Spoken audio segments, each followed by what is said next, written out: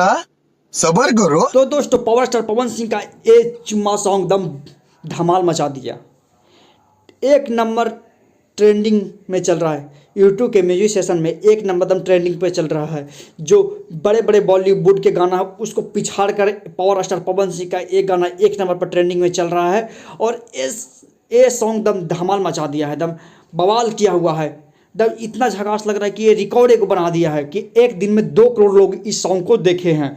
आपको क्लिप नज़र दिखाई दे रहा हो कि एक दिन में 2 करोड़ देखे हैं। भोजपुरी के पहला ये सॉन्ग आया है बॉलीवुड लेवल के, जो पावर स्टार पवन सिंह गाए हैं इसको एकदम, और साथ में राजकुमार राव इस वीडियो को साथ में काम किए हैं। तो आप लोग इस सॉन्ग को सुनिए और इस वीडियो को शेयर कीजिए, लाइक कीजिए और कमेंट करके बताइए कि ये वीडियो कैसा है हमारे पावर स्टार पवन सिंह का। और इसी तरह हर समय से आपको वीडियो आते रहेगा।